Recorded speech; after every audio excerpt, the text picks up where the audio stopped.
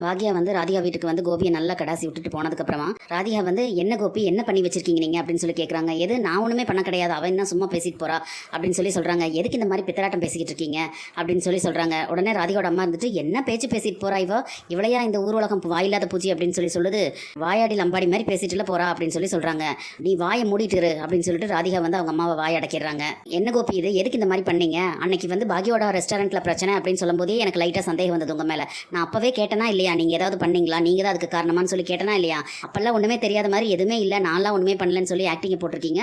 எதுக்கு உங்களுக்கு இந்த பழி வாங்குற வெறி? இதை செஞ்சு நீங்கள் என்ன சாதிக்க போகிறீங்க அப்படின்னு சொல்லி கேட்குறாங்க.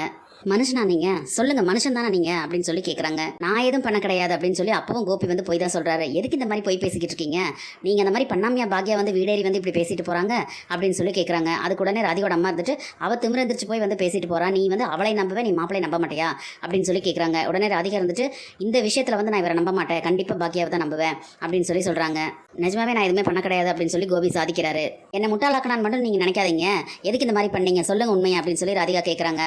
என்னை வீட்டை விட்டு வெளியே துரத்தினால அப்படின்னு சொல்லி சொல்கிறாங்க. அவங்க வீட்டை விட்டு அவங்க உங்களை துரத்தினா அதுக்கு நீங்கள் எதுக்கு அப்படி பண்ணுறீங்க அப்படின்னு சொல்லி கேட்குறாங்க. அது மட்டுமா எங்கள் அம்மா அப்பா கிட்டேருந்து என்னை பிரிச்சுட்டால, எங்கள் அப்பாவோட நல்லது கெட்டதுக்கு கூட என்னை கலந்துக்க விடாமல் பண்ணால, என் பசங்களையும் என்கிட்ட இருந்து பிரிச்சால அப்படின்னு சொல்லி சொல்கிறாங்க. யார் பசங்களை பிரிச்சாங்க அப்படின்னு சொல்லி ராதிகா வந்து கேட்குறாங்க. எனக்கும் என் பசங்களுக்கும் எனக்கும் எங்கள் அம்மா அப்பாவுக்கும் இடையில பெரிய சோறையே கட்டி வச்சிருந்தா, அவங்க கிட்ட நெருங்க முடியாத மாதிரி எல்லாம் பண்ணி வச்சிருந்தா, இதையெல்லாம் பார்த்துட்டு நான் பொறுத்துட்டு சும்மா இருக்கணுமா அப்படின்னு சொல்லி கோபி கேட்குறாரு. உடனே அதுக்கு ராதிகா இருந்துட்டு அதுக்காக இவ்வளோ பெரிய விஷயத்த அசால்ட்டாக பண்ணுவீங்களா? உங்களுக்கு கொஞ்சம் கூட மனசில் பயமே கிடையாது. அவங்கள பழி வாங்குறதா நினச்சிட்டு ஊருக்குள்ளே இருக்கிற யாரோ வந்து அந்த சாப்பாடெல்லாம் சாப்பிட்டுட்டு சாகணுமா?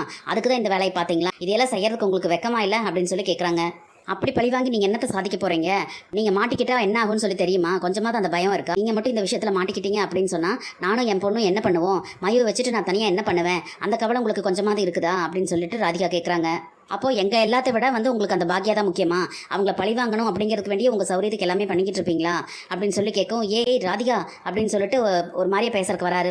நிறுத்துங்க, நான் உங்ககிட்ட ஏதாவது கேட்டிருக்கேன்னா அது வாங்கி கொடுங்க இது வாங்கி கொடுங்கன்னு சொல்லிட்டு நீங்கள் பேசாமல் எந்த பிரச்சனையும் சிக்காமல் அமைதியாக இருங்க அப்படின்னு சொல்லி தானே நான் சொல்லியிருக்கேன் அப்படின்னு சொல்லி ராதிகா சொல்லவும், இங்கே பாரு ராதிகா, நீ எதுக்கு கவலைப்பட்டு இருக்க? நான் அந்த மாதிரியெல்லாம் எதுவுமே பண்ண கிடையாது. அப்படியே இருந்தாலும் இந்த விஷயத்துல எல்லாம் நான் மாட்ட மாட்டேன், நான் கேர்ஃபுல்லாக தான் இருக்கேன் அப்படின்னு சொல்லி கோபி சொல்கிறாரு.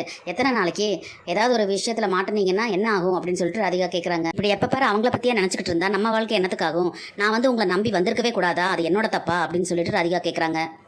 ராதிகா கவலைப்படாத அப்படின்னு சொல்லிட்டு சமாதானப்படுத்துறதுக்காக கோபி வராரு. தொடாதீங்க கோபி, இந்த மாதிரி நீங்கள் பண்ணுவீங்கன்னு சொல்லி நான் கொஞ்சம் கூட நினைக்கவே இல்லை. எப்படி அடுத்தவங்க செத்தாலும் பரவாயில்ல, தான் நினச்சதை மட்டும் சாதிக்கணும் அப்படின்னு சொல்லிட்டு இந்த மாதிரி எல்லாம் நீங்கள் பண்ணியிருக்கீங்க அப்படின்னு சொல்லி கேட்குறாங்க. அடுத்தவங்களை கொலை பண்ணுற அளவுக்கு கூட நீங்கள் மாறிட்டீங்களா அப்படின்னு சொல்லிட்டு கேட்குறாங்க. ராதிகா நான் சொல்கிறது கேளு அப்படின்னு சொல்லி கோபி சொல்லவும், இங்கே பாருங்க உங்கள் கூட பேசுறதுக்கே எனக்கு விருப்பம் இல்லை, உங்கள் மூஞ்சியில் முழிக்கிறக்கே எனக்கு அருவருப்பாக இருக்குது அப்படின்னு சொல்லிட்டு அவங்க போகிறாங்க. கோபி வந்து சமாதானப்படுத்துறதுக்காக ஒரு முயற்சி பண்ணுறாரு. ஆனால் ராதிகாக்கு வந்து இந்த விஷயத்தில் கொஞ்சம் கூட உடன்பாடு இல்லாதனால கோபி கிட்ட சண்டை போட்டுட்டு போயிடுறாங்க. அங்கே பாக்யோட ரெஸ்டாரண்ட்டை காட்டுறாங்க. ஈஸ்வரியும் அந்த செல்வியும் உட்காந்து பேசிக்கிட்டு இருக்காங்க. அந்த நேரத்தில் எழில் வந்து வராரு. எழில பார்த்தோன்னா வாங்க தம்பி அப்படின்னு சொல்லிட்டு செல்வி கூப்பிட்றாங்க. அம்மா இல்லையா அப்படின்னு சொல்லி கேட்டுட்டே வராரு. இல்லை அவங்க வெளியே போயிருக்காங்க அப்படின்னு சொல்லி சொல்கிறாங்க. அதென்ன பாட்டி இருக்காங்க அப்படின்னு சொல்லும்போது ஈஸ்வரியை பார்த்துட்டு பாட்டி அப்படின்னு சொல்லிட்டு வராரு எழில பார்த்த உடனே வா எழில் அப்படின்னு சொல்லி உட்கார சொல்கிறாங்க. அம்மா எங்கே பாட்டி அப்படின்னு சொல்லி கேட்குறாங்க எழில். அதுக்கு அவங்க அம்மா வெளியே போயிருக்காடா அப்படின்னு சொல்லி சொல்லவும், ஆயுத பூஜை ஆர்டர்லாம் நல்லபடியாக முடிஞ்சுதா பாட்டி அப்படின்னு சொல்லி எழில் கேட்கும். ஓ நல்லபடியாக முடிஞ்சுது அப்படின்னு சொல்லி சொல்கிறாங்க. என்ன ரெண்டு பேரும் ஒரே டயர்டாக இருக்கீங்க அப்படின்னு சொல்லிட்டு செல்வியையும் ஈஸ்வரியும் கேட்கவும், செல்வி இருந்துட்டு ராத்திரி பகலாக பார்த்து வேலை செஞ்சுருக்கோம்ல அதனால தான் அப்படின்னு சொல்லி சொல்கிறாங்க. நீ இங்கே வந்தது வந்து உங்கள் அம்மாவுக்கு தெரியுமா அப்படின்னு சொல்லிட்டு ஈஸ்வரி கேட்குறாங்க. இல்லை பாட்டி தெரியாது அப்படின்னு சொல்லி சொல்லவும், அம்மா எப்போ வருவாங்க அப்படின்னு சொல்லி எழில் கேட்குறாரு. நீயே உங்கள் அம்மாவுக்கு கால் பண்ணி கேட்டுட்டு வந்திருக்கலாம்டா அப்படின்னு சொல்லி சொல்கிறாங்க. இல்லை பாட்டி பரவாயில்ல அப்படின்னு சொல்லி எழில் சொல்கிறாரு.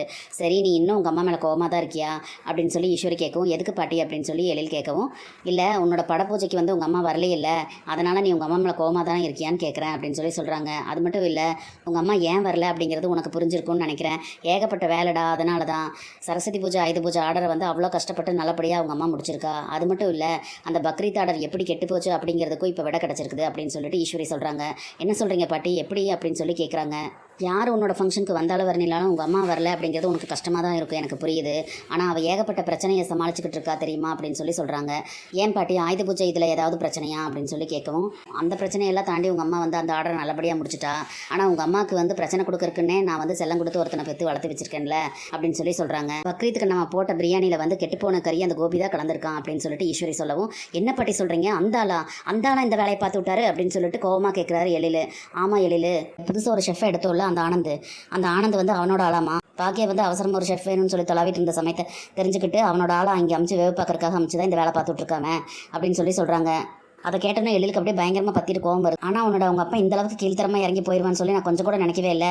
இவ்வளோ நாள் அடுத்தவங்க மனசை பற்றி தான் புரிஞ்சுக்காம நடந்துட்டு இருந்தான் நோகடிச்சிட்டு, இப்போ அடுத்தவங்க உயிரை எடுக்கிறதுக்கு கூட துணிஞ்சிட்டான். அவனை என் பிள்ளைன்னு சொல்லிக்கிறதுக்கு எனக்கு ரொம்ப கேவலமாக இருக்கடா எழில் அப்படின்னு சொல்லி ஈஸ்வரி சொல்கிறாங்க. எனக்கு கொஞ்சம் வேலை இருக்கு பாட்டி, நான் கிளம்புறேன் அப்படின்னு சொல்லிட்டு எழில் சொல்லவும், என்னடா உங்கள் அப்பனை பார்க்க போறியா அப்படின்னு சொல்லிட்டு ஈஸ்வரி கேட்குறாங்க. ஆமாம் பாட்டி, போக வேண்டாமா, எதுக்கு இந்த மாதிரி பண்ணீங்கன்னு சொல்லி அந்த ஆளோட சட்டை பிடிச்சி கேட்க வேண்டாமா அப்படின்னு சொல்லி எழில் கேட்குறாரு. நான் சொல்கிறது கேளு எழில் அப்படின்னு சொல்லி சொல்கிறாங்க. இல்லை பாட்டி, நான் கிளம்புறேன் அப்படின்னு சொல்லிட்டு அவசரமாக எழில் வந்து கிளம்புறாரு. இனி என்னெல்லாம் நடக்க போகுதுன்னு சொல்லி நம்ம பொறுத்து வந்து பார்க்கலாம். நம்ம வீடியோ பிடிச்சிருந்தா லைக் பண்ணி சப்ஸ்கிரைப் பண்ணுங்கள் ஃப்ரெண்ட்ஸ். தேங்க்யூ.